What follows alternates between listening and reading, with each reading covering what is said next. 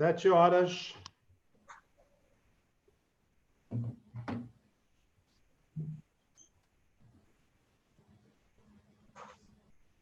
Bom, pessoal, Modo avião nos celulares. vocês estão online a partir de agora. Online e ao vivo, né? Bom, eu vou silenciar aqui meu microfone, então. Perfeito. Boa noite a todos. É um grande prazer estar aqui com vocês, participando desse webinar da Associação de Obstetrícia e Ginecologia da Infância e Adolescência, SOGIA. E, além desse prazer de estar aqui, poder conversar um pouquinho com vocês, eu gostaria de relembrá-los que nós teremos um evento esse ano, um evento internacional, que é o primeiro Congresso Internacional Online da SOGIA, que vai ser agora em setembro, né? Dia 16, 17 e 18.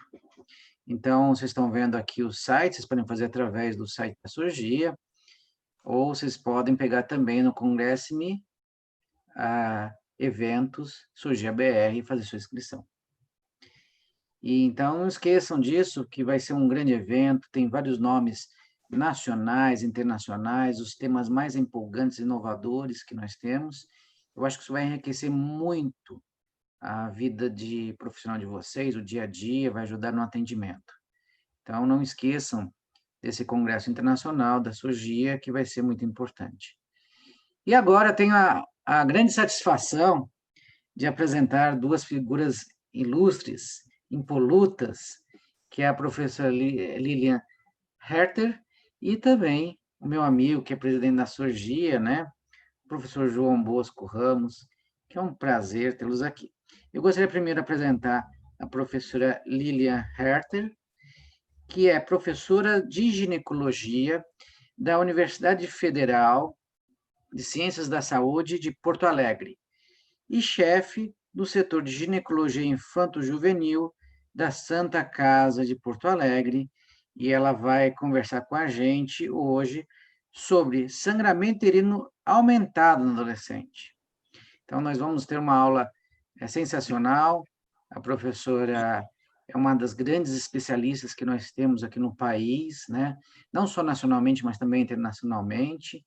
Então, é uma honra tê-la aqui e muito prazer por poder apresentá-la e apresentar também aqui na nossa sociedade, nesse webinar. Professora, fique à vontade. Boa noite a todos. Vamos iniciar, então, com a nossa aula.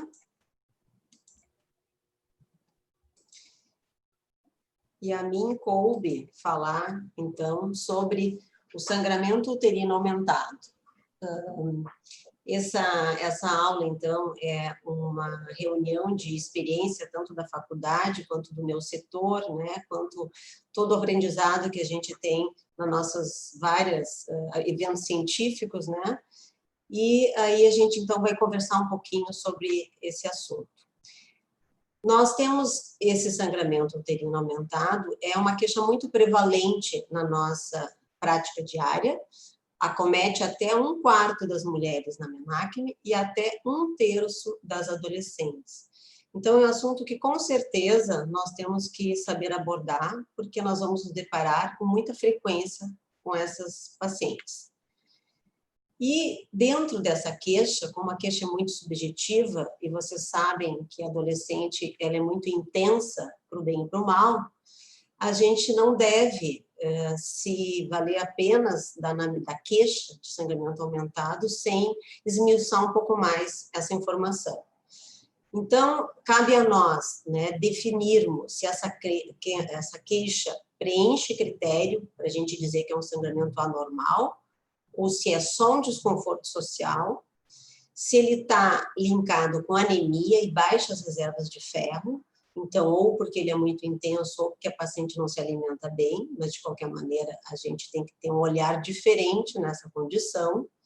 Definir se nós estamos diante de uma causa orgânica ou disfuncional, que o tratamento é diferente, e se essa queixa necessita ou não tratamento. Então, ao final de uma abordagem clínica e laboratorial, nós vamos definir esses critérios. um ponto importante, qual o conceito de sangramento uterino anormal? Esse conceito é um pouquinho variável, né, de um autor para autor, mas de uma maneira geral, nós definimos como ciclos normais entre 21 e 35 dias, com uma duração de até 7 dias e perdas de sangue em até 80 ml. Hoje, com o copinho, né, coletor, essa quantidade fica mais fácil, porque essa informação, até pouco tempo, era uma informação muito subjetiva, né? Nenhuma mulher sabe quantos ml ela elimina. Mas com o coletor vai ser mais fácil de a gente esmiuçar essa informação. Recentemente, no tratado da Febrasgo, eles já ampliaram um pouco, né, esse número de dias para até 38 dias, até 8 dias de fluxo e até os mesmos 80 ml. Então, varia um pouquinho, né, de autor para autor, mas de uma maneira geral é uma vez por mês, com uma avaliação em torno de até uma semana. Para nós nos comunicarmos melhor com as nossas pacientes, nós, no nosso serviço, criamos a regra do 7. Até 7 dias de duração, até 7 absorventes por dia e até 7 dias que pode atrasar ou antecipar, que está num ciclo normal. Então, isso fica muito fácil para a paciente entender e para a mãe, né? E diante dessas queixas excessivas é que a gente, então, vai valorizar mais. Vocês sabem bem que na adolescência o sangramento ele pode ser bastante irregular e é muito comum os primeiros ciclos serem mais intensos e depois eles vão regredindo em termos de volume. Algumas pacientes têm um endométrio muito espesso quando entram na menarca, mas nos fluxos subsequentes esse sangramento tende a diminuir. Então, é importante que né, a grande maioria dos autores considera que um fluxo acima de 7 dias é sempre aumentado e abaixo de 21 dias também, sempre aumentado. E acima de 90 chama atenção porque ciclos com mais de 90 dias, eles estão mais frequentemente associados a alguma disfunção. Então, na adolescência, como é muito mais frequente ser um ciclo irregular do que na mulher adulta, foi publicado em 2015 uma revisão no Pediatrics falando exatamente sobre qual o padrão que nós devemos esperar nas nossas pacientes adolescentes. Então, o ciclo, se ele for persistente por mais de um ano, acima de 90 dias, a partir do primeiro ano pós-menarca, acima de 60 dias, após 2 anos da menarca, e a mais que 45 dias do terceiro ao 5º ano pós-menarca, ele preenche um critério de um sangramento anormal. Mas quanto a sangramento excessivo, nós vamos ficar aqui independente do tempo pós-menarca. Fluxo superior a 7 dias e ciclos inferiores a 21 dias.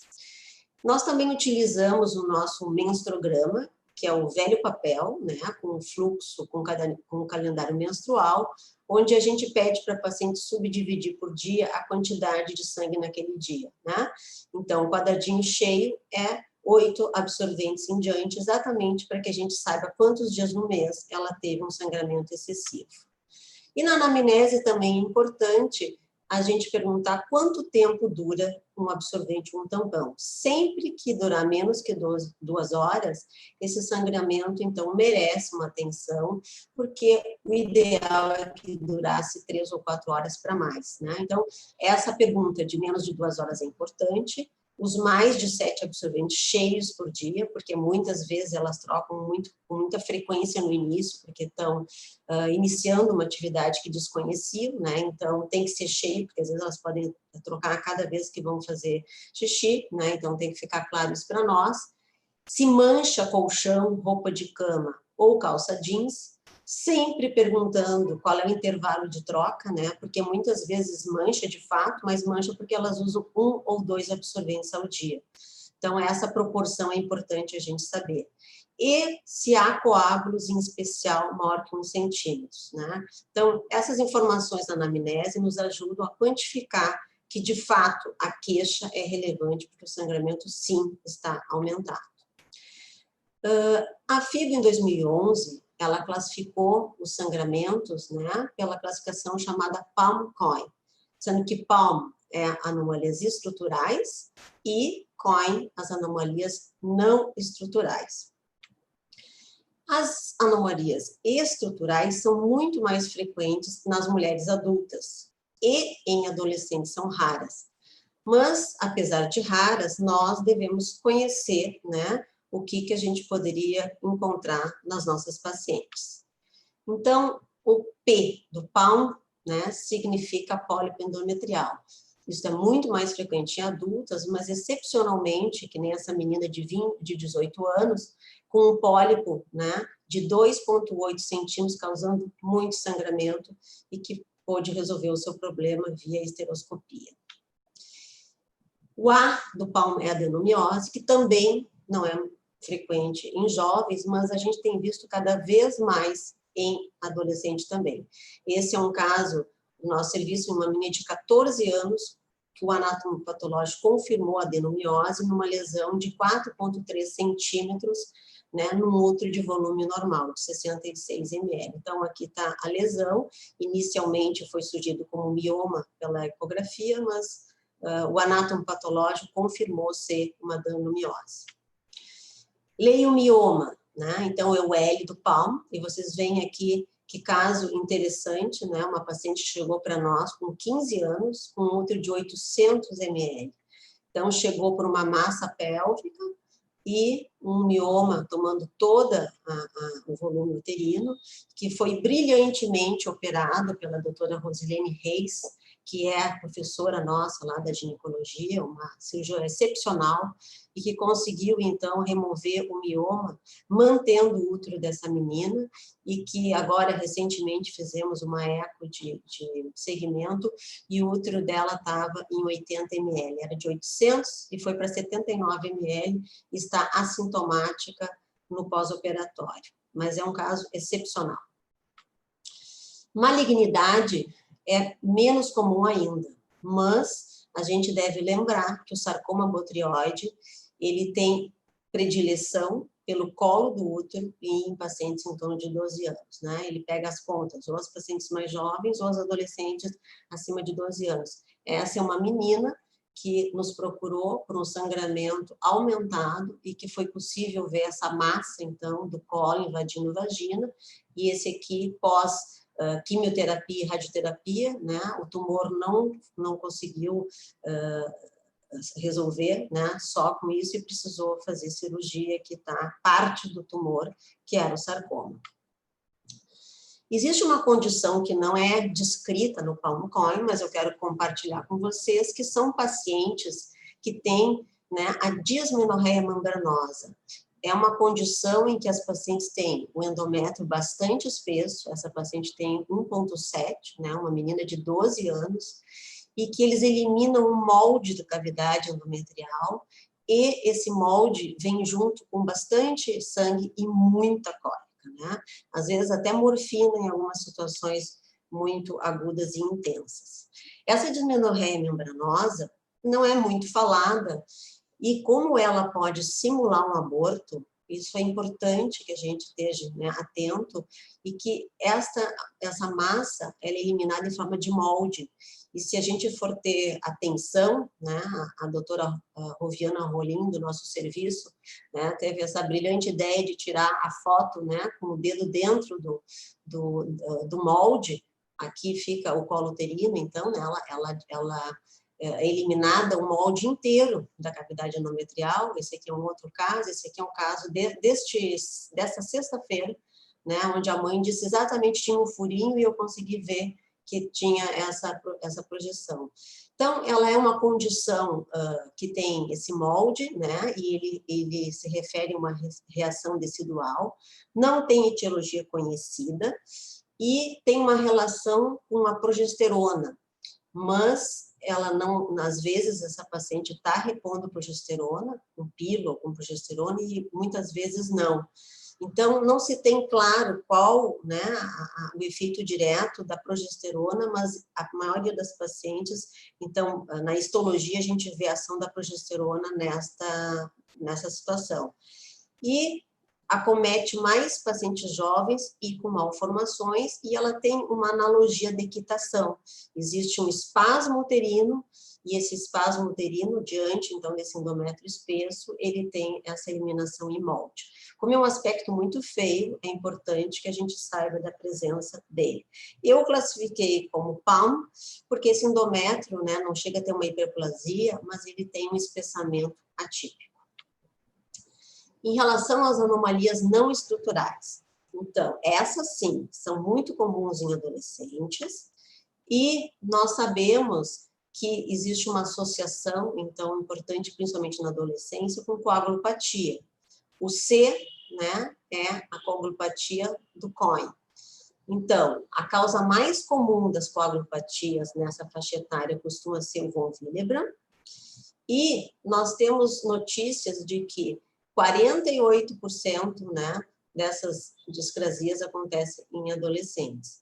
Então, a gente percebe que existe uma relação grande quando uma paciente precisa procurar na menarca o pronto atendimento por muito sangramento, a chance de ter uma discrasia é bastante grande. E se ela for necessário fazer transfusão de sangue, essa chance ultrapassa 50%.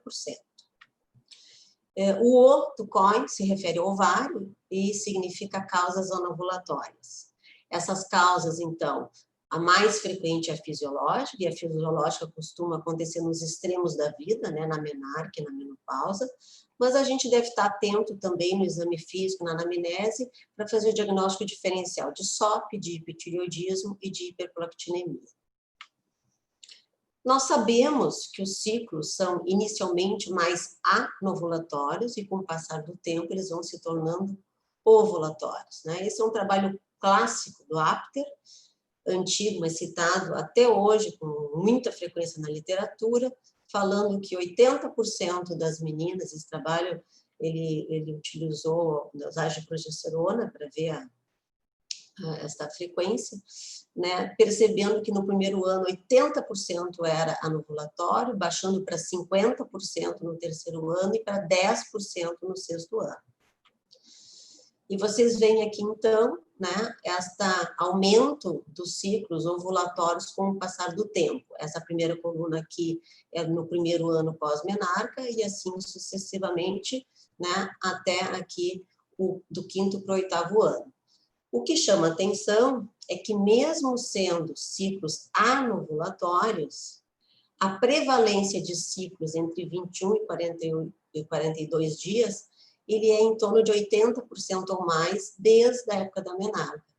Por isso que ciclos, de novo, né, abaixo de 21 dias, quando frequentes, né, chamam a atenção. Essas pacientes não costumam, mesmo tendo anovulação, os ciclos não são tão irregulares assim. Então, de uma maneira geral, existe muita flexibilidade nos 2 primeiros anos, porque a gente entende que há uma anovulação frequente, mas a gente deve perceber que esses ciclos não costumam ser muito diferentes, né, desses valores aqui. Sempre que for, mesmo no primeiro ano, mais de 90 dias, a gente já deve ter um olhar diferente para nossos pacientes. E esse trabalho aqui, publicado em 2015, mostra bem essa questão. As pacientes vão melhorando da prevalência de anovulação com o passar do tempo. Mas essa é a média. Agora, se nós dividimos esse grupo em 2 subgrupos, pacientes não hiperandrogênicas, vocês veem que a prevalência de ovulação é muito maior. E, ao contrário, o grupo hiperandrogênico, ele diminui a anovulação, mas muito menos que o grupo que não é hiperandrogênico. Então, uma paciente com ciclo irregular e que tenha hiperandrogenismo clínico, ela tem mais chance de não ter os seus ciclos tão regulares e ovulatórios no início da menarque. O E se refere a endométrio, né, que é o E do Cohen, e a gente tem, então, motivos para que exista esse sangramento aumentado. Então, nós podemos ter desde deficiência local de vasoconstritores, como essas substâncias, a endothelina 1 e a prostaglandina F2-alfa. Nós podemos ter aumento do plaminogênio, que aumenta, então, a lise, acelera a lise do coágulo. Nós podemos ter substâncias que promovem a vasodilatação, como a prostaglandina e a prostaciclina. sanguínea, e nós podemos ter deficiência local de reparação do nosso endométrio por inflamação ou infecção, né? Então, são causas que não vão aparecer numa ecografia, mas que a gente vê que elas têm uma dificuldade de manter um sangramento dentro do normal. Nós podemos lançar a mão da ultrassonografia para nos ajudar a diferenciar de causas estruturais e não estruturais. E, em relação ao endométrio, ele vai dar algumas dicas. Se nós tivermos um endométrio atrófico, menor de 5 milímetros, ou normal, de 5 a 12, ou espessado, acima de 12 milímetros, nós podemos escolher tratamentos diferentes. Esta paciente daqui provavelmente vai ter uma melhora clínica com estrogênio, e esta aqui provavelmente com progesterona. E é importante a gente lembrar que nessas pacientes adolescentes, a grande maioria delas, mesmo com endométrio bem espessado, e às vezes a gente chega a 2 centímetros, né, de diâmetro, elas são, na grande maioria das vezes, causas só funcionais. Então, apesar de ser espesso, nós temos que ter muito cuidado de quando que nós vamos indicar uma curetagem, uma avaliação de endométrio, porque a maior parte vai ser apenas disfuncional. Essa é uma paciente de quase 13 anos de idade que nos procurou e chegou na emergência com sangramento ativo importante, já tinha recebido vários comprimidos de pílula, sem melhora, e quando nós realizamos a ecografia, que é padrão no nosso serviço, quando tem um sangramento importante, e olhem só, uma menina de quase 13 anos com útero de 200 ml, um endométrio de quase 2 centímetros. Olha só a espessura desse endométrio. Então, é um caso bastante atípico, e a gente percebia que o miométrio estava totalmente homogêneo, que a forma do útero estava adequada, não parecia ser um tumor. Nós fizemos a hipótese diagnóstica que ela tinha sido, de alguma maneira, muito sensível e tinha sido estimulado em excesso com a pílula, porque tinha tomado vários comprimidos sem sucesso. E nós mudamos a trajetória, suspendemos a pílula, já que não estava funcionando mesmo, e passamos a usar progesterona puras, o neta, noradiosterona, né, o velho Primolute. E essa paciente de imediato melhorou o sangramento, e esse é o útero de controle dela, após alguns meses, com 57 ml.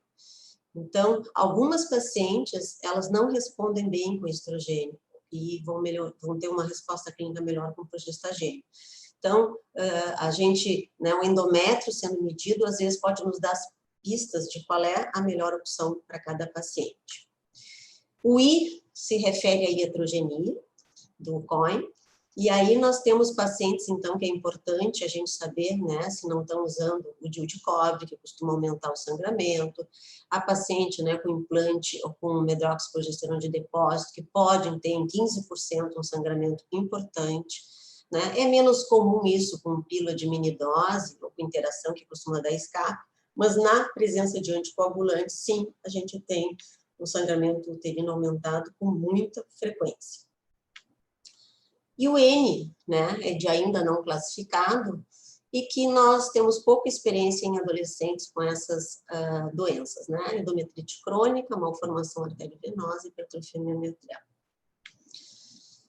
Na investigação dessas pacientes, então, na nossa rotina, né, nós incluímos sempre o beta-HCG, para ver se não tem tido alguma complicação, né, de gestação, e incluímos hemograma para ver o nível de anemia dessa paciente, um coagulograma inicial, né, de plaquetas ITP e KTTP, tipagem sanguínea, porque quando a gente está vendo que a paciente tem um sangramento em excesso, para já preparar, né, se precisar, uma transfusão, e o nosso exame de imagem, quando esse sangramento, então, ele é importante para a gente separar de causa orgânica e disfuncional. Em algumas situações bastante especiais, a gente pode lançar a mão da ressonância, isso mais até para fazer diagnóstico de malformação arteriovenosa. Se nós estamos suspeitando, né, de que se trata de uma displasia sanguínea, a gente pode ir adiante, né, pesquisando von Willebrand, os fatores de coagulação. Lembrem que a gente só vai atestar que essa paciente não tem uma discrasia quando todos os exames, inclusive o teste de agregação plaquetária, está normal. E esse teste não é um teste que é previsto pelo SUS, né? Então, a gente precisa ter toda essa avaliação de fato normal para dizer que é um caso disfuncional. Então, a plaqueta vai nos dar a quantidade, mas não nos diz a função, se ela está funcionando bem. Casos de hipotireoidismo pode estar associado com, né, um sangramento aumentado, então pacientes com frequentemente obesidade, bócio, né? Se forem hiperandrogênicas, fazer o diagnóstico de SOP, nós temos uma casuística em torno de 5% das nossas pacientes na emergência, a gente faz o diagnóstico, então, de anovulação por SOP, né, e tendo sangramento aumentado. Isso não é tão inusitado, porque a gente sabe que a sópica tem estrogênio aumentado, assim como a testosterona, e o endométrio, se for mais sensível ao estrogênio, ele pode hipertrofiar. Provas, né, de função hepática e renal, porque a gente frequentemente tem pacientes, então, com doenças crônicas, né, que podem se manifestar com sangramento, porque isso aqui interfere, né, na função plaquetária e na coagulação. Pesquisa de clamídia, né? Frequentemente a clamídia tem endometrite e causa spot, mas excepcionalmente nós podemos ter um sangramento aumentado, né? Tem algumas pacientes que a gente usou tratamento para clamídia por suspeitar e o sangramento de fato ficou bem. E situações muito especiais, né? A biópsia de endométrio, a esteroscopia e a curetagem. Nós fazemos uma avaliação inicial dessas pacientes, tentando dividi-las em 3 grupos, pela gravidade. A paciente grave é aquela que tem uma hemoglobina menor ou igual a 7, a moderada, uma hemoglobina de 8 a 11, e uma hemorragia leve, se a hemoglobina for maior ou igual a 11. Então, com isso, a gente já tem uma ideia se a paciente precisa transfundir, se a paciente precisa internar, qual que é o nosso fôlego para tratar esse sangramento aumentado. Quando é que nós vamos internar? Né? Então, a paciente grave, e aí nós precisamos ter um acesso venoso, monitorização contínua, controle da diurese, fazer reserva de sangue, fazer a tipagem sanguínea, e se ela tiver uma hemoglobina menor que 7 ou instabilidade, a gente vai ter que lançar a mão do CHAD. E pacientes, então, sempre procurando a etiologia para poder fazer o tratamento da doença de base. Como é que nós podemos fazer o tratamento? Através de procedimentos hormonais ou não hormonais. Dos hormonais, nós podemos lançar a mão do progestagênio puro, do progestagênio associado a estrogênio. Em casos, nós temos no nosso serviço muitas pacientes doentes que não podem usar estrogênio e muitas vezes não pode usar anti-inflamatório, então nós lançamos mão com frequência do análogo e temos excelentes resultados. O nosso hospital tem um número de transplantes muito grande, tanto renais e hepáticos, né? Então os nossos pacientes são de fato pacientes graves e nós podemos lançar mão do endoceptivo, né? Que tem uma eficácia comprovada para resolver o sangramento. Quanto ao tratamento não hormonal, nós podemos usar o anti-inflamatório, nós podemos usar o ácido anexêmico, excepcionalmente a curetagem uterina. Nós tivemos até hoje, em 35 anos de serviço, apenas um caso que a gente teve que fazer curetagem, que foi uma paciente que tinha sarcoma. E também tem o tamponamento uterino, que a gente já vai conversar sobre isso. Então, nas pacientes graves, que são, né, hemoglobina menor ou igual a 7, então a maioria das vezes vai ter que fazer transfusão, nós temos que fazer estabilização hemodinâmica e vamos iniciar com o tratamento. O tratamento, então, pode ser com pílula combinada, de 20 a 30 microgramas de etinoestradiol. Nós preferimos de 20, porque eu não vejo que seja muito mais eficaz que 30, muito mais eficaz que 20, dá mais náusea. Nós podemos usar o composto, né, do etinoestradiol 10 microgramas com o neta 2 miligramas. Então, pacientes que têm resposta má com a pílula e muito enjoo, nós podemos reduzir o estrogênio, né, nessa composição que funciona muito bem. Ou o neta, né, que a gente prefere do que a progesterona pura, porque nesse momento ela está em falta, né, a medroxprogesterona 10 miligramas, mas o velho Prumolute, ele tem uma ação mais atrofiante de endométrio e nos parece melhor para sangramento. Então, qualquer uma dessas condições, a gente vai usar 3 vezes ao dia por 2 dias, se tiver estrogênio de pílula com antiemético. Se tiver uma boa resposta, passa para 2 por dia por mais 2 dias e depois baixa para 1 por dia até manter pelo menos 2 meses, que é o tempo para ver se essa paciente teve um hemograma que normalizou, fazer o diagnóstico de base para ver como que vai ser depois. Junto com a pílula, se não tiver contraindicação, nós podemos usar o ácido lexêmico, que pode ser 500 miligramas, e como a paciente grave, nós vamos usar EV, né? Essas condições aqui sempre oral, o hormônio, mas o velho transamin pode ser usado EV lento. Nós podemos também usar, se não houver contraindicação, o anti-inflamatório EV, e que pode ser usado o tenoxicam. Como eu já falei, em casos muito selecionados, o análogo do GNRH, se a gente não puder usar, né, e as pacientes doentes frequentemente não podem usar nenhum desses daqui, nos sobra apenas mesmo o análogo, e a curetagem, que eu já falei que é excepcional. A indicação de curetagem é excepcional, nós vamos reservar para aquelas pacientes com endométrio acima de 15 milímetros, mas que são refratárias ao tratamento e que têm forte suspeita de malignidade, senão não está indicado. O tamponamento é uma situação interessante de saber, em especial naquelas pacientes que estão na CTI, que não têm nem condições de saída, né, para ir para o bloco. Nós podemos fazer um tamponamento, né, com a sonda Sole, colocando 30 ml no balonete e inflando o balonete dentro da cavidade uterina, com resultados descritos bastante interessantes.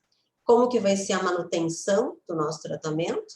Nós podemos fazer uma pílula ou de forma cíclica, se a paciente tiver tido apenas um momento isolado, que não tem uma discrasia sanguínea, né, e que recuperou a sua hemoglobina, ou podemos usar estendido, como, por exemplo, se a gente fez o diagnóstico de uma discrasia, né, sanguínea.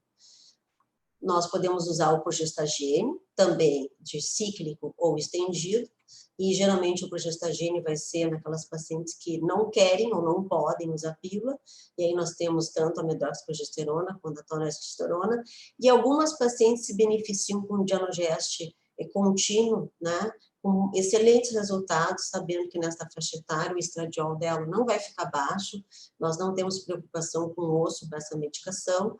Então, em algumas pacientes que têm muita dismenorreia, que respondem bem, nós também podemos lembrar que há o dianogéstico. O problema é que não dá contracepção, e que se precisar contracepção, nós vamos ter que conversar muito a respeito. Nós podemos lançar mão, né, do endoceptivo, a gente tem bons resultados, e a gente coloca, inclusive, em algumas situações de pacientes que estão sem atividade sexual, porque, como eu falei, muitas vezes elas são doentes, elas não respondem ou não podem usar outras medicações, então, com o consentimento informado e assinado dela e dos pais, a gente tem colocado. Reposição de ferro e ácido fólico, e anti-inflamatório também pode ser útil no segmento. Para levar para casa, então, desses sangramentos, está sempre atento à anemia, e a anemia vai nos definir, né, a gravidade do caso e o que fazer. A avaliação inicial inclui, então, hemograma, plaquetas, TP, KTP e HCG. O ultrassom é necessário nos casos mais graves para separar da disfuncional e da estrutural. A maioria é disfunção, né? A curetagem, diferente da mulher adulta, é uma medida excepcional, e o tratamento vai variar, então, de acordo com a gravidade, se é agudo, se é de manutenção, o anti-inflamatório, o antifibrinolítico, com a pílula, com progestagênio isolado, com endoceptivo e com análogo do GNRH. Eu queria terminar convidando vocês para o nosso congresso, que também vai ser online, ia ser 2 dias, mas vai virar uma manhã de sábado, dia 29, as inscrições vão estar abertas em breves, agora em agosto. Nós vamos ter um módulo de contracepção, né, comigo, com a doutora Rosana Reis, aqui da Surgia, e a doutora Carolina Salles Vieiras, e um módulo de puberdade precoce com a doutora Cristiane Kopasek, né, com a Ana Cláudia Latrônico, de São Paulo, e com a doutora Ana Cantão, também de São Paulo. E reforço o convite, então, do Zé Maria, do nosso congresso online. Era isso que eu tinha para dizer. Eu agradeço a todos atenção.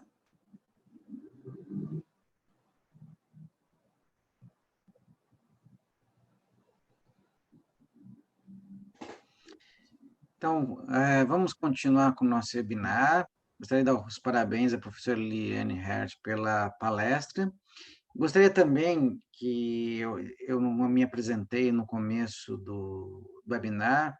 Meu nome é José Maria Soares Júnior, eu sou professor associado da disciplina de ginecologia e o atual chefe do Departamento de Obstetrícia e Ginecologia da Faculdade de Medicina da USP.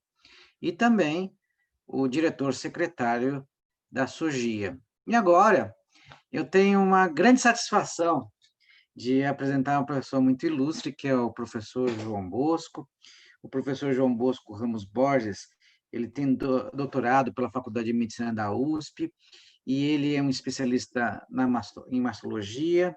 Hoje, ele é o professor titular da faculdade, da Departamento de Obstetrícia e Ginecologia da Faculdade de Jundiaí, e também ele é diretor de saúde de políticas públicas da Sociedade Brasileira de Mastologia. E um título maior desse daí, que eu acredito, que ele é o nosso presidente da SOGIA, da Associação de Obstetrícia e Ginecologia da Infância e Adolescência. Por favor, professor Borges, é um prazer tê-lo aqui, e fique à vontade para a sua aula, intitulada Nódulo de Mama na Adolescente.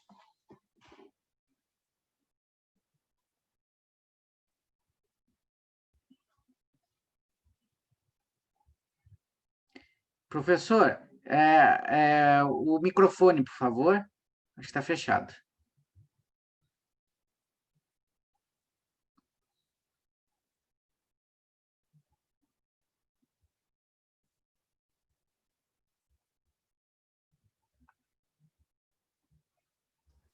Está ok agora? Agora está ok. À vontade, professor.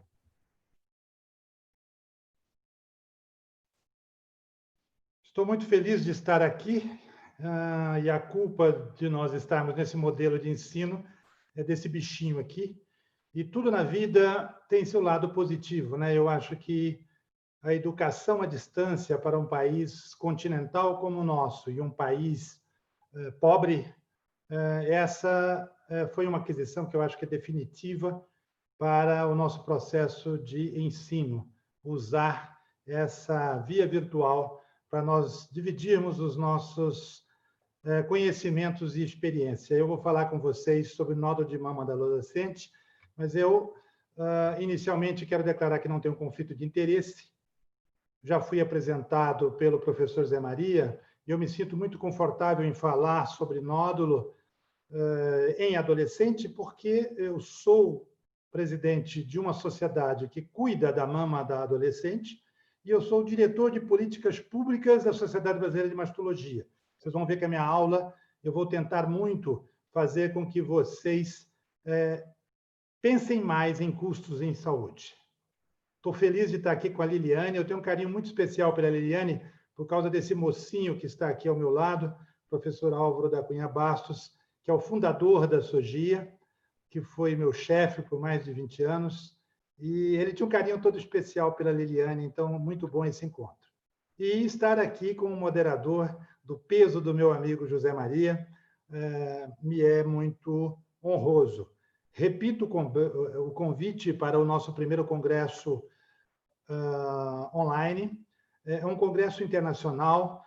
Nós vamos ter a professora Sônia Grover, de Melbourne, nós vamos ter a professora Fanny, que é presidente da loja da Associação Latino-Americana de Ginecologia da Infância e Adolescência. Vamos ter o professor Pons, que seguramente, talvez hoje, ainda em ação, seja um dos mais antigos da América Latina. Ele era muito próximo do professor Bastos.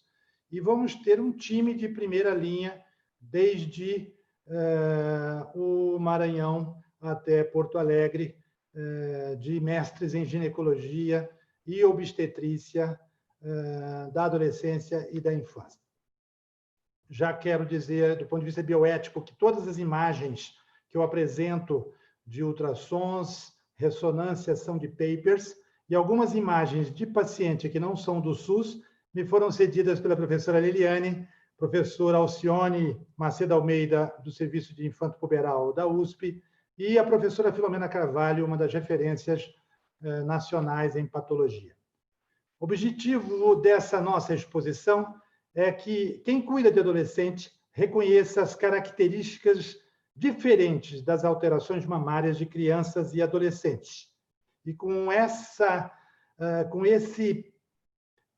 capacidade, poder revisar diagnósticos diferenciais de alterações na criança e no adolescente, tendo noção de quão pouco cabe o uso de exames de imagem e de abordagens intervencionistas nessa faixa etária. E daí, ele será um melhor médico, ele vai solicitar bem menos exames, vai solicitar bem menos biópsias e, desta forma, diminuir o custo em saúde, que é um problema hoje, tanto no SUS quanto na medicina privada no Brasil. Ou seja, quem nos acompanhar aqui no atendimento à mama verá um melhor resultado na cadeia de assistência à saúde de crianças e adolescentes. Todos os meus slides têm referências que vocês podem depois, vocês têm acesso a essa aula por mais 30, 40 dias, vocês podem buscar essas referências que vai permitir que vocês aprofundem mais um pouco o conhecimento. Começo apresentando 3 casos clínicos. Uma jovem de 15 anos, o ultrassom mostra um nódulo de 0,8 centímetro que não havia sido palpado. Pergunto aos senhores, por que foi pedido um ultrassom para essa jovem de 15 anos? Um ultrassom de mama. Uma jovem de 16 anos que vem para o ultrassom devido a um nódulo pequeno que foi percebido pelo médico que a cuidava. O que esse médico espera do ultrassom de uma menina de 16 anos que ele palpou um pequeno nódulo? Terceira paciente, um grande nódulo que deforma e incomoda a mama dessa paciente aos 17 anos. Que exames são necessários para essa paciente que tem um grande nódulo na mama? Qual o benefício de um ultrassom? Qual o benefício de eu fazer uma biópsia com agulha nessa paciente? Vamos discutir isso ao final. Recordar que a mama é um órgão par que repousa no tórax entre a segunda e sexto arco costal, recoberto por pele, sobre os pequenos e grande peitoral, e composto por glândula, gordura, tecido conectivo fibroso que sustenta os famosos ligamentos suspensórios, que antigamente eram chamados de ligamentos de Cooper, e desemboca na papila com 20 a 25 dutos. O que são os nódulos que aparecem nessa adolescente? Ou ele é uma junção de tecido glandular e tecido conjuntivo, fibroadenoma, ou ela é uma junção só de tecido glandular, um adenoma, ou ele é apenas um fibroma, porque só tecido conjuntivo o contém, ou só tem gordura e é um lipoma, ou ele está na árvore terminal e é um papiloma. Então, vocês vejam que os nódulos das adolescentes, todos, são apenas um conglomerado de células normais que crescem um pouco mais intensamente e se ajuntam, mas nada mais são do que tecido mamário normal. Um diagnóstico diferencial importante em criança é ver essa turgescência mamária que assusta quem não tem experiência e que nada mais é daquela mini puberdade absolutamente fisiológica em que níveis de estrogênio altos por um nível alto de GnRH permanecem no período neonatal em algumas crianças nos primeiros 3, 4 meses e justificam esse botão mamário, esse leite de bruxa, chamado desde a época da Idade Média, pela secreção que essas meninas tinham, era considerada as suas mães bruxas, mas isso é exercício de fisiologia. Tomar cuidado para não achar que isso seja um nódulo cirúrgico. Isso é apenas um nódulo hormonal. Às vezes, isso acontece de forma assimétrica e o inexperiente pensa que isso é um tumor de mama. Não, isso aqui é apenas uma telarca assimétrica, crescendo mais a mama direita do que a esquerda. Lembrar desses conceitos. Nem sempre vai ser simplesmente um desenvolvimento de mama simétrico antes da época. Às vezes, na imagem, o nódulo palpado pelo ginecologista, mostra esse nódulo à direita que não existe à esquerda. Lembrar que isso aqui é uma telarca unilateral e é muito comum, por questões de receptor, uma mama apresentar o Tanner 2 antes da outra mama. Isso é fisiologia. Por que eu estou chamando a atenção disso? Porque a primeira causa de amastia, a primeira causa de assimetria mamária no Brasil é iatrogênica por causa de bisturi em mamas em época pré-desenvolvimento mamário total, causando retirada de tecido mamário normal. Como é o exame clínico das mamas? Inclui exame da mama, da axila, dos linfonodos infra- e supraclaviculares, e lembrar, como acabamos de ver, que isso é válido para criança, para o recém-nato, para o bebê e também para adolescente. Seguindo aquela sequência de inspeção estática, inspeção dinâmica, palpação da mama, uma expressão muito delicada do complexo areopapilar e a palpação dos linfonodos axilares e infra- e supraclaviculares. Vejam esse caso clínico. Uma imagem ultrassonográfica de uma criança de 9 anos que tinha um nódulo detectado há 6 meses. Isso aqui é o famoso aspecto em aranha, olha as perninhas da aranha, que o radiologista tanto chama de um exercício de fisiologia, o Tanner 3, que está aqui muito bem descrito. Simplesmente essa mama está recebendo estímulo hormonal. Vejam como o ímpeto cirúrgico e o ímpeto de pedir-se exames de imagem é grande. Essa menina caiu na escada, bateu a mama na escada, chegou ao pronto-socorro, além de ganhar um ultrassom que mostrava claramente um hematoma, ela ganhou também uma tomografia que mostrava o hematoma. Se bobeasse, já tinha um bisturi pronto para drenar isso aqui. Essa menina precisava de uma compressa de gelo e um pouco de analgésico, uma boa anamnese, um bom exame físico e nada desses exames caríssimos que nos desviam dinheiro para as coisas que não são importantes e depois vai faltar, por exemplo, para pesquisa em vacina para a Covid. Nada de abordagens agressivas. Mais uma vez, fisiologia. Cistos mamários que se apresentam numa mama de menina de 15 anos, formando um pequeno nódulo. Ou, às vezes, uma obstrução de duto, causando uma ectasia ductal que é palpada como nódulo. Isso é exercício de fisiologia, isso não é doença. Mas nem tudo são flores nas mamas. Aí vem os nódulos mamários da adolescente, que são muito frequentemente exclusivamente benignos. Eu volto a questionar: há benefício de ultrassom nessa adolescente? O diagnóstico é clínico. A maioria dos nódulos mamários são benignos e autolimitados. O que é autolimitado? Metade deles aparece e depois desaparece. O tumor de mama, no entanto, é sempre uma preocupação muito grande para a figura que vem junto com a criança e adolescente, porque normalmente essa mãe, esse pai, essa família tem uma preocupação oncológica com mama. Primeira coisa é conversar com essa senhora, explicando para ela que câncer de mama é uma patologia predominantemente depois da menopausa e raramente entre 40 e 50 anos. Lembrar que essa menina que está sendo, às vezes, objeto de um pensamento cirúrgico, se ela for para a cirurgia numa mama que tem um impacto em autoestima e na sexualidade cada vez mais precoce nessas adolescentes, ela tem próximo de 10% de infecção hospitalar, pode ter até 3% de acidente anestésico, além das cicatrizes inadvertidas que vêm desse procedimento.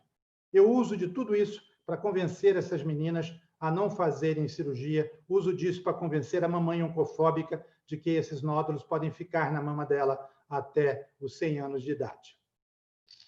Na anamnese, lembrar da origem étnica. Nós temos mais ou menos 230 mil judias Ashkenazi no Brasil que teriam tendência a ter mutações genéticas, principalmente BRCA. Então, particularmente na terra da Liliane, onde existe quase um terço dessa população mutada, tem que tomar muito cuidado, pegando logo de cara a origem étnica, né? Seu avô veio da Polônia, a sua avó veio da Iugoslávia.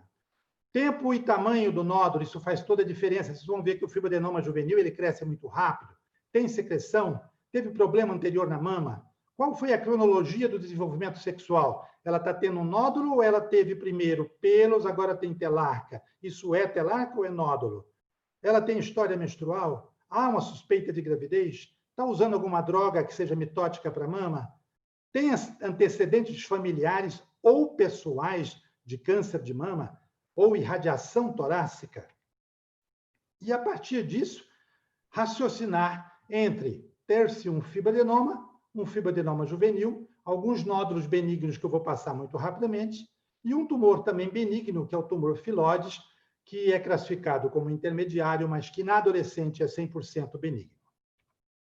Nós temos que falar de câncer, Bosco? Temos que falar de tumor maligno? Temos que falar apenas para depois não ter que falar mais, para vocês nunca mais pensar em câncer em meninas abaixo de 25 anos. E aí eu começo mostrando uma menina de 21 anos, judia Ashkenazi, com uma mutação BRCA, que tinha todo um heredograma e contava que ela teria tudo para ter um câncer de mama. Tá? O exame de imagem era típico, na ressonância, inclusive, um gangliolinfonodo axilar. O tumor maligno de mama na adolescente é extremamente raro, clinicamente claro, e o exame físico exuberante. Então, não é através de propedêuticas armadas que eu vou fazer o diagnóstico de câncer numa menina de 25 anos. É através de história. Tá? O câncer de mama pode ser nessa menina portadora de mutação, lembrando que 16,5% dos cânceres de mama serão BRCA positivo. Pode ser uma menina que foi irradiada no tórax, né? Aqui em São Paulo todo mundo conhece o Serviço de Adolescentes e Infância, que é o GRAAC. Em Jundiaí tem o Grendac, lá onde tem a minha faculdade. Em Campinas tem o Boldrini, seguramente tem um grande serviço em Porto Alegre, e assim vai. Ou uma história pessoal de outro câncer que essa menina poderia ter tido, uma leucemia, um linfoma, que estaria dando metástase em mama. Esse tumor é sempre muito evidente na clínica, um tumor grande, um tumor de crescimento rápido, um tumor duro, um tumor fixo, adenopatias axilares. 80% deles, em cada 5, 4 serão carcinoma secretório juvenil, e quando tiver um sarcoma maligno, ele vai representar quase os outros 20%.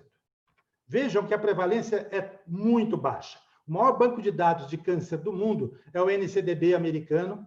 Em 14 anos, ele encontrou mais ou menos 25 a 30 tumores malignos de mama por ano nos Estados Unidos. Não dá nenhum câncer por estado nos Estados Unidos. O número é esse, menos de 1 para 1 milhão. Por favor, não pensem mais em câncer de mama em adolescentes. Lembram-se da Avenida Paulista, em 2014? Aqui tem 1 milhão de pessoas. Transformem todas essas pessoas em adolescentes, com nódulos de mama. 999.999 dessas adolescentes não teria câncer. Eu só teria câncer em uma. Não faz sentido pedir 1 milhão de ultrassons, nem 1 milhão de biópsias. Não cabe procedimentos intervencionistas, nem imaginológicos para nódulo de mama em adolescente. Essa é a estatística lá do nosso serviço, 2010 a 2017, Faculdade de Medicina de Jundiaí, na saúde da mulher do Hospital Universitário, 116 nódulos, 102 fibroadenomas, 6 filóides, todos benignos, e outros tumores que não filóides e não fibroadenoma. Poxa, Bosco, você está dizendo que não é para operar? Operou 102? Sim, nós lidamos com uma população de baixo nível sociocultural, e um dos critérios para indicar cirurgia é quando a paciente ou a família querem que opere. E quanto mais baixo o nível cultural, mais elas querem cirurgia. Mas eu diria para vocês que eu devo contar em toda a minha mão o número de adolescentes que eu operei nos últimos 10 anos na minha clínica privada, como mastologista. O primeiro dos tumores é o fibroadenoma, uma lesão mista, que tem uma incidência, a melhor estatística brasileira é da Unicamp, mais ou menos 22%.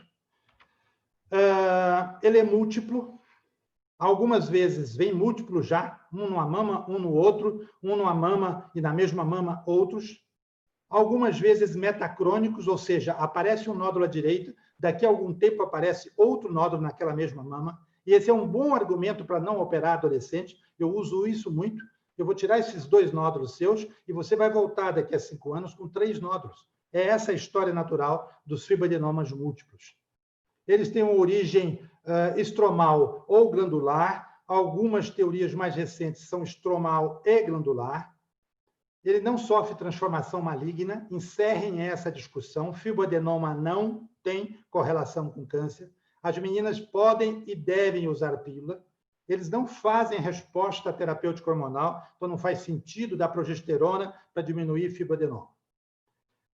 Ocorre muito frequentemente antes dos 25, ele é recorrente, por isso eu disse, não se deve operar, e a maioria terá menos de 2, 3 centímetros. Ou seja, em 10 nódulos benignos, 9 serão fibroadenomas. Predomina em negras, tem quase 15% de bilateralidade, e essa é a maior estatística que nós temos. Nós vimos a professora Liliane mostrando um trabalho muito antigo de sangramento, e o Hughes nunca foi superado pela casuística que ele apresentou, e mostrando essa grande predomínio de fibroadenoma na faixa etária de 11 a 25 anos. Esse é o achado de ultrassom, homogêneo, regular, sem sombra acústica, com a fina ecogenicidade, tem uma pseudocápsula, porque ele começa a comprimir o tecido em volta, tem margens irregulares em 25%, isso dá muito BIRADS 4. Então, por favor, não peça um ultrassom, porque o radiologista vai mandar a BIRADS 4A, você vai colocar uma agulha nessa menina, ela vai ficar oncofóbica, vai vir fibroadenoma, você gastou um dinheiro enorme da Sul América ou do SUS, que vai faltar para fazer Papa Nicolau, mamografia ou comprar bons aparelhos para santas casas no Brasil. A precisão do ultrassom é bastante interessante para diferenciar de cisto, galactocele em gestantes e, por exemplo, também para abscessos. Então, tem indicações? Tem. Veja essa imagem de ultrassom, uma massa palpável numa menina de 18 anos. Esse é o aspecto macroscópico dele, um tumor sincrosquito, não encapsulado, que tem esse aspecto liso no seu interior, com áreas salientes, amolecidas, que são as estruturas glandulares. Aqui a microscopia, com matriz colágena, com hialinização, com atrofia de dutos. Tá? Quando você vê falando em câncer, são carcinomas in situ, predominantemente em dutos, que por acaso estavam na mama. Quando eu mostrei para vocês aquela anatomia da mama, eu dizia, o duto pode entrar aqui, mas o que está tendo câncer é o duto, não é o fibroadenoma. Predomina na mama direita, 45%, e predomina em 80%, 85% nos quadrantes superiores, porque é justamente ali que eu tenho mais glândula. O fibroadenoma juvenil, ele aparece numa faixa etária mais baixa, ele tem grandes dimensões, provavelmente ele tem uma atividade estromal mais intensa, por isso ele cresce muito rápido, não está relacionado com malignidade, é só tamanho e velocidade de crescimento. Aqui uma imagem do Weinstein, tanto no ultrassom quanto a peça após a cirurgia. Aqui uma menina que, do tempo que se operava CIA a céu aberto, ela tinha essa cicatriz. Vejam o tamanho desse tumor. A papila estava quase desaparecendo pela compressão pelo tumor. O tumor retirado, a cicatriz no pós-operatório imediato, 24 horas, e aqui a cicatriz linda após 5 meses. Vejam que, às vezes, a dimensão é tão grande que eu preciso de cortar a fotografia. O transdutor pega um pedaço, depois você pega outra foto com o transdutor e junta. Né? Isso é muito usado em grandes tumores pela radiologia. Veja a deformidade que dava. Essa é a mama normal e essa é uma mama hipoplásica? Não. Essa é a mama normal e esse é o grande tumor numa menina de 11 anos. Aqui, um crescimento monstruoso de um tumor que tem 7 centímetros, com 8 meses de aparecimento. Apenas para ilustrar, né, a ressonância é uma ferramenta muito pouco utilizada na adolescência. O que essa ressonância ajudou? Em que ela mudou a conduta? Mas é importante nós vermos academicamente como é visto. Então, aqui você vê o hipossinal, o isosinal em T2, e depois injeta o contraste em T1, e eu vejo o tumor muito claramente visível. Aqui também, em T2, hipossinal, isosinal, e após o gadolino realce em T1, e aqui o tumor já retirado. Fibroadenoma de 9 centímetros, a imagem histológica é a mesma de qualquer fibroadenoma. Fibroadenoma de 10 centímetros, são fotos pré-cirúrgicas, né? Passa-se a caneta para você determinar onde está, para você fazer a melhor cicatriz estética. Veja aqui na Tânia, um tumor numa menina de 16 anos, veja que essa mama já estava congesta, os vasos já não conseguiam fazer o retorno venoso, né? Um grande tumor, um fibroadenoma juvenil. Aqui, a Rosa, 14 anos, 16 centímetros media esse tumor. Aqui, Outro tumor numa menina de 17 anos. Veja que a mama dela é praticamente do tamanho do tumor. Salvo engano, essa imagem da minha amiga Liliane Herter, 13 anos, e ela é importante para mostrar a cicatriz do professor Ivo Pitangui. O tumor é tão grande que, se eu fechar naturalmente essa mama, a papila, o complexo papilar, vai ficar diferente de uma mama para outra. Então, você tem que tirar a pele para fazer essa simetrização. Vejam que a histologia é a mesma. Às vezes, o tumor cresce tão rápido que ele sofre necrose. E, mais uma vez, o T de Pitangui para tornar as papilas simétricas. Esse jovem garoto aqui, bem garoto, hoje já não é tão garoto, ele é um professor adjunto da Universidade Federal de Goiás. E em 1997, quando eu estava terminando o meu doutorado, ele estava fazendo o mestrado dele com o professor José Alcione, na USP, no Serviço de Infância e Puberdade. Eu achei o estudo dele muito interessante. Em meninas de 11 a 26 anos, uma grande amostragem de fibroadenomas e tumores benignos, todos, 55% regrediram, 7% desapareceram. Vejam que esse é um argumento para você não operar fibroadenoma. E aqui é o único lugar onde eu diria, e eu repito isso muito para os meus residentes, que cabe citologia mamária. A citologia não tem papel para mama em nenhum lugar. Hoje é sempre biópsia com agulha grossa, o que nós chamamos de core biopsy. Mas para fibroadenoma, a fidelidade é muito grande. Aqui está uma imagem da minha amiga, professora Filomena Carvalho. Qualquer R1 de patologia reconhece nesse esfregaço, feito com esta agulhinha aqui. Esse funcionador aqui eu ganhei da minha colega de pós-graduação, ele tem 25 anos, é de Boston. Levinho, levinho, você põe aqui uma seringa comum, coloca uma agulha fina, busca este material dentro do nódulo com ultrassom e você tem um esfregaço típico. Eu uso isso? Uso quando tem a síndrome da mamãe neurótica, né? O grande problema da mastologia de adolescência e de infância é que sempre vem a mamãe junto, né? É o mesmo problema da pediatria. E essa mamãe vem com toda a síndrome, tem que operar, isso é um tumor. E aí eu mando essa lâmina para a professora Filomena, para a professora Maria José, para a professora Yara, para os patologistas que são parceiros, e eles soltam para mim o laudo. Claramente fibroadenoma, já é um complô entre eu e o patologista. E com esse laudo, eu convenço a mamãe de que essa criança não precisa ser agredida, correr risco cirúrgico. Essa é a agulha grossa, terrivelmente grossa, que precisa de anestesia, que tem risco de infecção em 5%, mastite em serviços públicos é muito comum depois de COR, então é um procedimento que deve ser evitado, só feito quando absolutamente necessário. Então, a conduta qual é, Bosco? A conduta, definitivamente, é a conduta expectante. Tá? Se o tamanho permite, se a evolução permite, e, logicamente, se existe uma boa aceitação de paciente e familiar, você não vai operar essas pacientes. Tá? Nódulos abaixo de 3 centímetros. No meu consultório, ninguém nunca opera. Mas, às vezes, eu tenho que operar fibroadenoma de 1 centímetro na faculdade, porque a mamãe quer que tire o nódulo. A paciente já chega com a sedução do ginecologista que atendeu, que disse que ela tem que tirar o nódulo, e aí fica difícil da gente convencer que ela não precisa de fazer aquela exércise.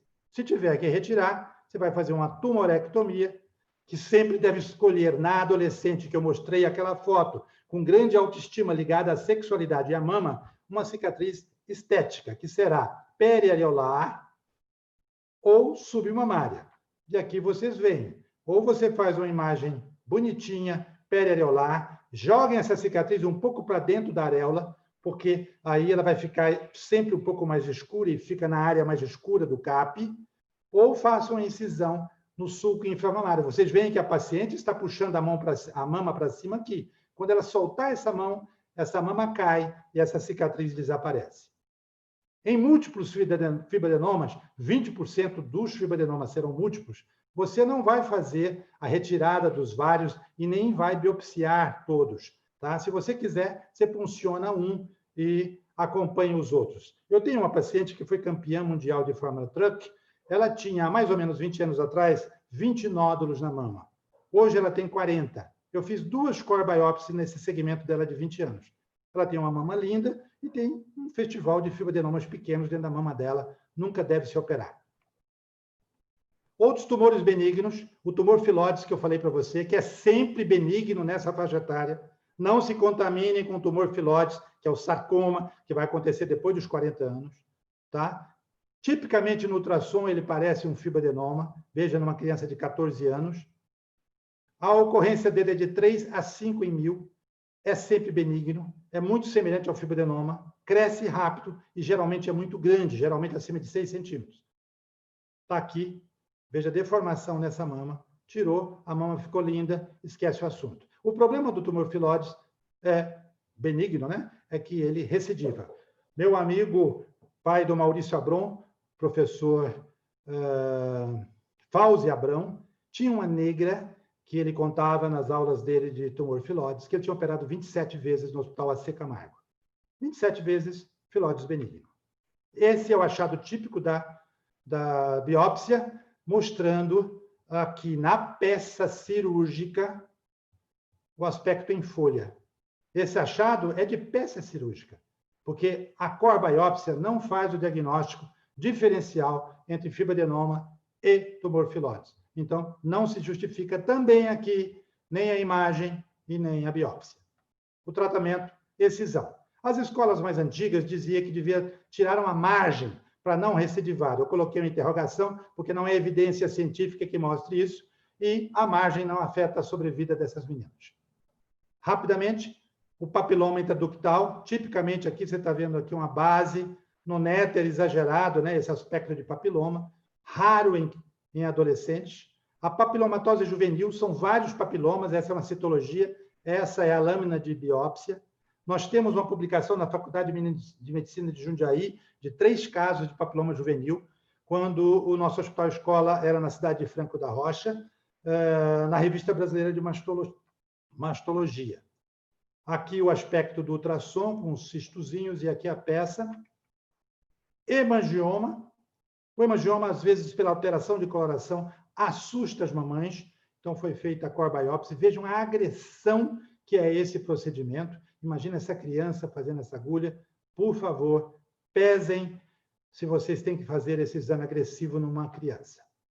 Os lipomas, está aqui uma citologia, nem precisa de tirar, a não ser que seja volumoso. Os adenomas, que eu falei para vocês, não tem o componente fibroso, o componente conjuntivo, também a conduta pode ser conservadora, ou a exérese quando volumoso, e a mama dentro da mama. Como existe um amartoma, que é o cérebro dentro do cérebro, causando puberdade precoce, também na mama você pode ter uma mama dentro da mama. Conduta conservadora. Esse caso também é da professora Liliane Herter. Veja a deformação dessa mama. A imagem do ultrassom, a imagem mista, sólido-cística, com traves, assustou seguramente quem estava cuidando dela. A retirada do grande linfangioma e o tórax da criança bonitinho. Vejam a tomografia pré-operatória. A mama de cá existia, a mama de cá não existia. É uma criança, ela não tem tânner mamário. Cistos mamários não são comuns em adolescentes, podem ser classificados como simples, múltiplos, complicados. Este aqui, que é o que nós chamamos de complexo, só ocorre em adultos, ele não ocorre em adolescentes. E não devemos aspirá-lo, a não ser que ele seja volumoso e doloroso ou ele esteja inflamado. Veja que a punção não é agradável para ninguém. Lembrar que as gestantes fazem a ectasia ductal e, às vezes, você vai palpar a mama da gestante, você se assusta. Nesse caso, a imagem te tranquiliza mostrando a ectasia. Concluindo, o médico da adolescente deve conhecer doenças de mama nessa faixa etária para fazer diagnóstico diferencial apropriado e a quase totalidade das alterações serão benignas. 1 em 1 milhão será câncer e o diagnóstico é pela história, pelo exame físico. Avaliar sempre clinicamente e pensar se a imagem que você vai pagar por ela no seu imposto, a imagem que você vai pedir e tirar o medicamento do seu SUS, vai mudar a sua conduta. Seleção criteriosa para indicar procedimentos intervencionistas, principalmente biópsia com agulha. E pensar 22 vezes antes de abordar cirurgicamente. Por quê? Sempre que você biopsia a mama de uma menina de 14, 15, 16, você definitivamente vai tirar tecido mamário e você pode causar assimetria mamária. Voltando aos casos clínicos. Em que esse ultrassom ajudou a saúde dessa jovem? O que se esperava desse ultrassom? E o custo de saúde? Nós temos uma fila de ultrassons no SUS de 7 municípios da Grande Jundiaí, que envolve meses. 90% desses ultrassons não tem indicação. Não só a paciente vai ficar angustiada, pressionando o serviço público, como você está tendo um gasto de saúde que poderia estar sendo desviado, por exemplo, para usar boas drogas para tratamento de câncer. Mesma coisa aqui. Ajudou alguma coisa? E essa paciente? Que exames ela precisa? Se ela tem um fibroadenoma juvenil ou ela tem um tumor filóide, o ultrassom muda alguma coisa em relação ao exame físico que você fez? A core biopsy não vai fazer o seu diagnóstico? Ou o diagnóstico que você está esperando é um câncer? Não estou esperando um câncer. O exame é de um tumor sólido, solto, fibroelástico. Então, opere se ele é volumoso. 8 horas era o meu compromisso. Acabei. Volto a convidá-los para o nosso congresso. Muito honrado em estar aqui junto com Liliane, José Maria. Espero vocês no nosso congresso.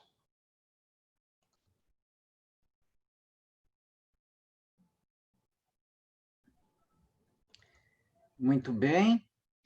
Agora, eu gostaria de ver se a gente tem alguma pergunta da plateia. Você deve estar com o chat aí, né? Vamos ver.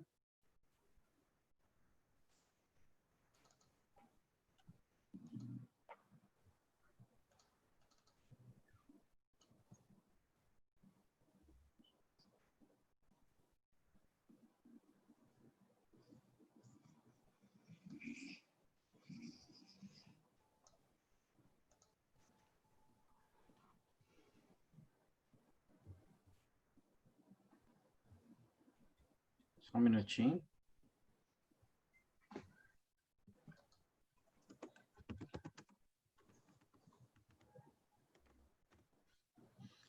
Bem, vamos aproveitar enquanto a gente vai verificar a plateia, né? Eu gostaria de fazer algumas perguntas que alguns colegas perguntam, né? Uma delas é em relação ao sangramento uterino anormal. E a gente tem a maior preocupação é quando a gente tem um problema hemodinâmico com a paciente, né? Um choque hemodinâmico, precisamos repor, né? Muitas vezes a gente tem dificuldade de empregar drogas ou medicamentos por via oral. E tem foi falado muito bem pela professora sobre o ácido tranexâmico.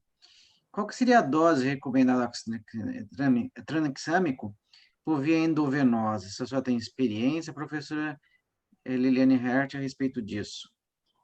A gente usa em torno de 500 miligramas EV lento, que pode ser usado a cada 8 horas. Geralmente a gente faz a tríade, né? Se tem via oral, usar o hormônio, se não tiver contraindicação, mais o anti-inflamatório, mais o ácido tranexâmico, se for um caso grave, né? Se for um caso menos grave, aí a gente usa 2 medicações em vez de 3. E para o professor João Bosco, né? Se a gente pegasse uma mensagem... Viu, Zé? O Bosco está com o microfone fechado. Tá. Professor Bosco, para a gente poder conversar um pouquinho, gostaria de perguntar para o senhor qual a grande mensagem para levar para casa. Devemos fazer cada vez menos usar o ultrassom e usar mais a clínica? E se a gente vê isso, né? Eu gostaria também que o senhor pudesse fazer uma analogia com a pelve, né? Será que nós estamos pedindo muito ultrassom também de pelve? Com certeza. Vocês estão me ouvindo? Estou. Eu insisto muito com o meu residente. Perdeu-se a mão, né? Que paciente abaixo de 40 anos precisa de ultrassom pélvico? Se você tem toque vaginal. A não ser que ela seja uma obesa, a não ser que ela seja virgem, o seu exame ginecológico vai fechar 90%, 95% dos seus diagnósticos. Logicamente, com uma história de 30 minutos. O que acontece hoje na medicina pública, lotada, e na medicina privada, subpaga, onde o pobre profissional tem que atender consulta em 15 minutos, é que, encolhida a anamnese e o exame físico, ele tem que lançar a mão de uma propedêutica que substitua o toque cuidadoso, a palpação de mama cuidadosa, né? E assim vêm os seus exageros de exame. Eu acho que ficou muito claro na minha exposição o benefício próximo de 0,5% da imagem em mamas. Provavelmente, você poderá pedir uma imagem quando você está suspeitando daquele carcinoma secretor, daquele filóides que não parece benigno, porque o exame da axila mostrou linfonodos. Uma menina de 20 anos, que você acha que é um carcinoma secretor, que você tem axila positiva, para que ultrassom? Você já está achando que é alga, você vai pedir a COR. E aí, durante a COR, o ultrassom vai vir descrito. Nódulo irregular, denso, limites imprecisos, lobulados, axila com linfonodo suspeito, e já foi feita a biópsia. Então, até quando você tem suspeita, você vê que o ultrassom não traz luz. De tudo que eu falei, apenas o tumor filóides poderia alguém dizer, poxa, eu vou fazer a biópsia, mas você viu que, e isso eu estou falando, repetindo palavras de professora Iara, de professora Filomena, 10% dos tumores filóides eu vou fazer diagnóstico numa biópsia com agulha. 90% eu vou colocar como proliferação semelhante a tecido fibroadenomatoso e vou ter que esperar a peça para fechar o diagnóstico. Então, essa é a minha resposta.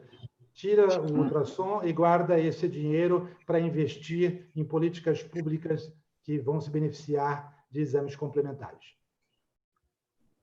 Agora, uma pergunta sobre a doença de von Willebrand. Ela é bem rara, né? 1 a 4.000, né?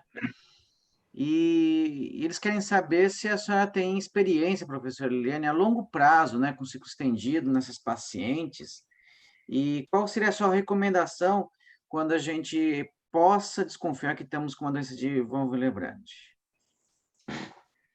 A gente tem bastante experiência, porque nós temos eu trabalho no hospital pediátrico, né? Então a gente atende muita criança nesse hospital e acaba que vai sendo encaminhado um número apreciável de pacientes.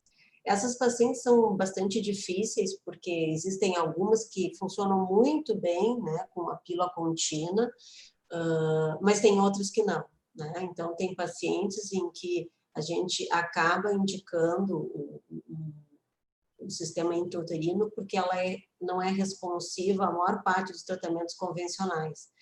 Então, o diagnóstico a gente vai supor naquelas pacientes que têm um sangramento realmente exagerado, então preenche aqueles critérios todos, né? Mais de 7 absorventes, mais de 7 dias, ciclos, eles frequentemente até são regulares e quando começa o sangramento importante, isso é um dos diagnósticos diferenciais do sangramento disfuncional, né? O sangramento disfuncional, frequentemente, ele é irregular, exatamente pela imaturidade.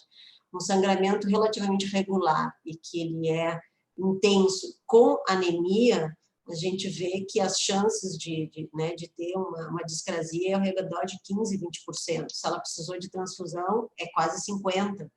Então, a gente vai pensar em discrasia nas pacientes graves, né? Em pacientes que têm hemoglobina abaixo de 10 e que têm uma história clínica difícil de ser manejada. Na nossa experiência, ou ela é ótima ou ela é péssima, né? A ótima é aquela que tu dá uma pílula, frequentemente o que a gente tem dado o velho microvolar, o Level, né? Porque elas têm o levonorgestrel, parece ter, em alguns trabalhos, e é o que a gente vê na prática, uma menor chance de escape. A gente costuma usar, então, quando a paciente tem discrasia, a gente usa contínuo, com a indicação de que se tiver escape, toma 2 por dia, por 3 a 5 dias e volta para 1. Então, tem muitas pacientes que não têm nada de escape durante o ano inteiro, que tem escape que facilmente resolve com isso. Mas tem pacientes que são muito refratárias, e essa é a nossa questão, né? Então, nessas pacientes, às vezes elas respondem melhor com a noristesterona, só que se elas precisam de contracepção, isso é um problema, né? Então, acaba que quando a gente pode, se precisar contracepção e responder bem a progesterona, a gente acaba usando o velho Mirena, o velho não é tão velho, o Mirena. Então, são situações mais complicadas. E a gente tem uma gama de pacientes que são muito graves e que tem uma contraindicação de usar isso, né? porque a pergunta foi de von Willebrand, né? Mas nós temos outras situações de pacientes que não podem usar a pílula, porque felizmente a von Willebrand pode, né? É só uma questão de nem todas respondem bem. Mas quando a gente tem paciente grave que não pode, a gente sempre inicia, então, com o análogo do GNRH, usa 1 mês, enquanto repõe o ferro, faz a transfusão se for necessário, faz o diagnóstico e vê a melhor opção, né? Então, vai depender do diagnóstico e da responsividade da paciente. Tem pacientes que vai muito bem e pacientes que, infelizmente, nada funciona, né? E essas que nada funcionam com a pílula, que eu tenho a sensação que elas respondem melhor à noretisterona. Agora eu tenho mais uma dúvida, só que agora é em relação ao professor Bosco. Uma é da Cleide Lúcia Meira, né, que ela gostaria que comentasse mais a respeito da diferenciação da simetria relacionada à telarca dos tumores benignos, como diferenciá-los. E da Bárbara Marim de Oliveira, nódulos benignos podem interferir na amamentação? Pode levar a uma mastite? Perguntas João interessantes, né? Eu não sei se eu deixei claro, mas uma coisa que eu vejo muito é a menina me procura na mastologia sem pílula, porque o médico achou que dar a pílula a ela vai aumentar o nódulo. Então, eu gosto muito de sempre comentar isso, porque anticoncepção é uma coisa fundamental num país pobre que tem quase 20% de gravidez na adolescência. Ao contrário, quando você usa a pílula, você cria um down regulation hormonal. Se eu estou trabalhando com um nódulo hormônio sensível, quando eu dou um down regulation no meu hipotálamo e eu passo a ter uma produção baixa de LH e FSH, vai cair os níveis de estrogênio no receptor do fibroadenoma. Portanto, prescrever pílula não tem que deixar de prescrever. Não tem nada a ver nódulo de mama com mastite. O fato da minha paciente campeã brasileira de Pharmatruck, em 1990, ter 40 fibroadenomas na mama, não a predispõe a ter mastite e nem atrapalha a sua amamentação. Compare com uma prótese, né? Ela tem lá um tecido dentro da mama inerte, que não é mama funcionante, que não é oncogênico e que não tem nada a ver com a árvore lactífera dela. A outra pergunta era sobre a primeira que você fez, gostaria que comentasse mais a respeito da diferenciação da simetria simetria relacionada à telarca dos tumores benignos. Como diferenciar? A menina que vem com 10, 11, 12 anos e que você acha que tem um nódulo, se você fizer um bom exame físico dela, lembrando dos Tanner, você vai perceber se aquilo ali é um Tanner 3, um Tanner 4 de um lado, com um Tanner 2 do outro, quer dizer, uma simetria. E por que existe essa simetria, Bosco? Ela ocorre em 30% a 40% das meninas, porque tem receptores mais sensíveis de um lado do que o outro. Então, aquela mama direita cresce um pouquinho mais do que a esquerda, faz um Tanner 3 antes do Tanner 3 da mama esquerda. Quando você vai examiná-la, não há a menor chance de você imaginar que aquilo seja um nódulo. E aí, mais uma vez, o raciocínio é clínico. Se eu acho que é um nódulo, qual é o impacto de um nódulo numa menina de 12 anos? Nenhum. Então, eu vou acompanhá-la. Qual é o segredo aqui? Follow-up, né? Volte aqui daqui 6 meses. Quando ela voltar daí a 6 meses, aquela área mais endurada, que era o botão retro-cap, e mais um pouquinho de gordura em volta, virou um Tanner 3. E a outra mama, que era um Tanner 1, que não tinha iniciado ainda, já vai chegar com Tanner 2. E você começa a perceber que realmente é Tanner, né? Não precisa também de pedir imagem. Se você quiser pedir imagem, você tem que ter um radiologista experiente em visão de Tanner. Eu tenho uma aula bastante interessante com isso, comparando os achados no ultrassom com o Tanner. Raramente isso vai ser necessário. É clínica sempre. Bem, agora temos questões para a professora Liliane, né? A respeito dos casos refratários ao tratamento. Se ela já teve experiência de usar embolização da artéria uterina, e eles querem saber também um pouco se já tem alguma experiência, boa ou ruim, com succinato de estriol. Não, a gente não tem experiência nem com nem com outra. Eu nunca precisei indicar Todos os nossos casos, a gente sempre conseguiu... Eu sou muito fã do análogo. O análogo tem nos, né, nos deixado muito mais tranquilas, desde que a gente conseguiu padronizar. A gente nunca precisou lançar mão de cirurgia, a não ser de um caso só, que foi necessária uma polietagem, porque tinha um aspecto muito feio na eco, e de fato era um sarcoma. Mas, e a gente não tem mais o Premarin EV, né, que é um problema para nós, porque muitas vezes a paciente não tem, né, é um sangramento profuso, está sem via oral, mas a gente não tem mais no Brasil. Nós não conseguimos, eu sei que em São Paulo tem um protocolo, né, com o Estriol, mas a gente não conseguiu essa medicação e não estava disponível, então eu não tenho experiência. O succinato de estriol é utilizado mais na cirurgia, né, como hemostático, mas ele não faz repitelização e, assim, o resultado que pelo menos é descrito na literatura e com outros colegas, que ele não é bom para o sangramento uterino anormal, né? Agora temos uma pergunta para o professor Bosco. Professor Bosco, a respeito de nódulos de mama, né? Nódulo de mama gigante é igual cirurgia ou tem que fazer mais alguma propedêutica fora a propedêutica de imagem para poder operar essa paciente? Foi muito bom ser tocado isso. É obrigatória a cirurgia? Existe uma coisa de relação nódulo-volume mamário, como no câncer, né? Houve uma época que, para câncer de mama, 2 centímetros é cirurgia conservadora, 2,5 centímetros mastectomia. Hoje isso acabou. Se a paciente tem um sutiã 50, 48, eu vou ter... E, aliás, eu atendi na semana passada uma paciente com um fibroadenoma de 4,5 centímetros, que não havia nenhuma deformidade, uma menina inteligente, que não queria fazer cirurgia, e eu mandei ela para casa, né? E, às vezes, eu tenho... as orientais têm mama muito pequena, né? As orientais têm menos câncer de mama justamente porque tem menos tecido mamário. Então, as orientais, às vezes, um sutiã 34, um nódulo de 2 centímetros causa uma deformidade enorme. Então, essa relação mama-volume e nódulo-volume tem que ser levado em conta na indicação cirúrgica. Uma pergunta clássica também com relação ao volume, qual é o cutoff, Bosco? A escola da Unifesp, Afonso Pinto Nazário, meu amigo, e a escola da Unicamp, a escola do professor César Cabelo, determinaram alguma coisa por volta de 30 anos e por volta de 3,5 centímetros como os limites para você ter uma abordagem mais intervencionista. Então, quando essa menina me passa com 17 anos, com 3 fibroadenomas, eu dou uma cartinha na referência para a OBS.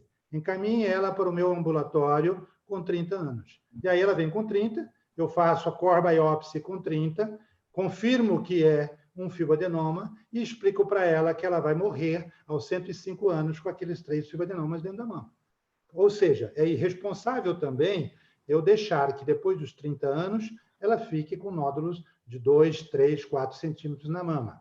E, definitivamente, os ultrassons vão mostrar a BIRADS 3, e aí você não tem mais a indicação da cor. Então, já peço para ela voltar e fazer a biópsia, e eu dou alta para ela. É uma forma de você tranquilizar, né? Não tem segunda cor. Ah, mas e se mudou? Não vai mudar. Fez a biópsia com 30, volte aos 110 anos com os nódulos aqui para a gente se despedir. Sim. Tu é ótimo. O Bosco é ótimo. Então, eu nós faço conversamos muito a muito... saúde pública, me irrita muito custos em saúde, né? Nós 3 trabalhamos em serviços que dependem muito do dinheiro público, né? E aí eu vejo a dona Maria também, que tem um Sul América e um Bradesco, dizendo assim, eu tenho que aproveitar a Sul América, me pede tudo, né? Eu vou, inclusive, gravar, José Maria, agora um Instagramzinho para uma aluna nossa, a Júnia, eu acho que ela não está nos assistindo, lá do Sírio, que ela me pediu para gravar sobre isso, que outro dia nós tivemos uma discussão, ela falou, grava para mim, isso vai ter impacto na minha pequena cidade, que todo mundo quer fazer densitometria todo ano, todo mundo quer fazer ultrassom de mama junto com a mamografia, todo mundo quer fazer perfil trombofílico antes de usar pílula, né? Isso tudo estaria transformado em dinheiro para pesquisa, em leitos com tubo para paciente com Covid, É por isso que falta dinheiro para isso, porque gasta-se dinheiro com essas coisas sem necessidade nenhuma, né? Isso é muito bem lembrado, tá? O custo da saúde reflete também depois nos nossos horários. Se a gente está achando que estamos ganhando pouco, às vezes a gente esteja pedindo muito do que a gente não precisa. E a gente precisa, mais do que tudo no consultório ou nos ambulatórios, é educar o paciente. E conversar com o paciente por que está fazendo o exame.